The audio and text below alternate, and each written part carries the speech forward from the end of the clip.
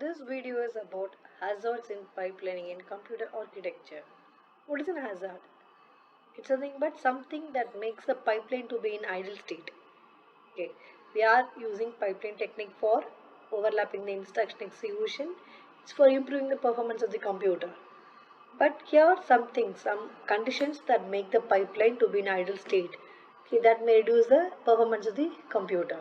Okay, so here there are three types of hazards we have in pipelining: data hazard, instruction hazard, and structural hazard. Then unavailability of data. Okay, because of unavailability of data, we cannot proceed in the pipeline. This is called data hazard. Then unavailability of instructions, for example in branching, looping. Here we can say it's an instruction hazard. Then unavailability of resources, memory, okay, like that. Maybe the first and fourth cycle of the instruction execution shares the memory. That time it's not available to both instructions at the same time. That may lead to the structural hazard, the unavailability of resources. So these are the various types of hazard we have. In how do you resolve that one in pipelining? That we'll see. First one is about data hazard. Data hazard, there are some conditions. Because of that, we cannot get the source and destination operands. Example, here we have I1 instruction. I1 instruction A is equal to 3 plus A. Then I2 instruction is B is equal to 4A. Now what happens? You want to execute I2 instruction, we need the value of A. So it dependency occurs in that. Okay, so I2 depends on the result of I1 instruction. So here the hazard occurs. The next example, I3. Here A is equal to 5C and I4 is B is equal to 20C. Here the I3 and I4 are independent instructions. There is no dependency occurs because the B is not waiting for the result of A. So there is no hazard. So how do you solve this hazard problem? Using operand forwarding technique. What is an operand forwarding technique? This is a way we are executing the instructions in pipelining.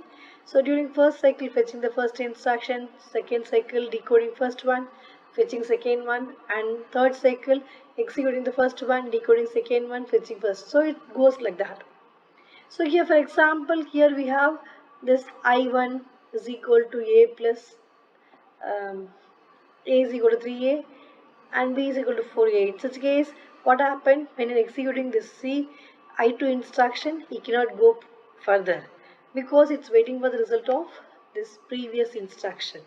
So it has to wait until the A value is available in that destination. So after writing the result of A, the I2 can be executed. So what happens? It's waiting for this. It's spending 3 cycles for executing the instruction. So the I3 cannot proceed and I4 cannot proceed. Here this makes the pipeline in idle state. This is called hazard. The performance will be reduced. So how do you solve that one? You can go for using operand forwarding technique. What is an operand forwarding technique? Each unit you have intermediate registers. Okay. Previously have this decoding unit and execute and write. We have separate unit for doing this task. So what happens when you're executing this I1 instruction? Okay, assume you're executing this I1 instruction, this one. A is equal to 3A. Okay, then during the write cycle of this I1 instruction, you're writing the A value. Okay, after completing this execution, write the A value in that intermediate register. Then during the write cycle of this first instruction, write the A value in the destination as well as give the value to that execution for executing that second instruction. Okay, so what happens? Now the A value is available in that execute unit. Now we can go for executing this B is equal to 4A. So that one cycle, writing the result of A in the destination as well as giving that A value into that execute unit. This may reduce that time taken to execute that dependent instruction called I2 here. So this is a way we can solve that data hazard problem. This technique is called operand forwarding technique. Then second is called instruction hazard. Okay, might be because of conditional or unconditional branches we are getting. How do we solve it? One, we have different techniques like delayed branches, conditional branch predictions. These are different techniques we have in this. Here we'll take this example, branch prediction. What do you mean branch prediction? If you have any branch instruction, you have to go for predicting whether this loop will be taken or not. Okay, so here we have two techniques. One is with only two nodes, likely not taken and likely taken.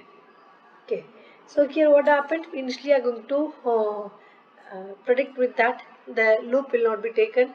So if your prediction is not taken and the result is also not taken, the actual branch is not taken, means it will be in that same state. Okay, suppose you predicted not taken but it is taken, then it will go to the next state called likely taken. When your prediction is in the likely taken but the loop is also taken, then it will be in the same state. Otherwise, if the prediction wrong, then it will go to the next state. This is called two-state prediction. Still, you want to improve the accuracy, you can go for using four-state prediction. Here, this may be with strongly not taken, likely not taken, strongly taken, likely taken. These are the predictions, the various states of predictions. Then you are predicting the loop will not be taken, okay, not taken. Strongly you are telling that this is not taken, but the branch is actually not taken. So your prediction is right, means it will be in the same state. Otherwise, the prediction is not right, it will go to that next state called likely not taken. It means that may or may not be condition. Again, it is not taken and the loop is also not taken. It will go to strongly not taken. Otherwise, if prediction fails, go to that strongly taken. The prediction is strongly taken, but the loop is also not. It is taken means it will be in the strong state, or it will go to that likely taken. Then you are predicting likely taken, but it is taken means it will go to that next state. This way we can go for predicting that branches based on the prediction and that actual taken or not taken, this accuracy will be measured. Thank you.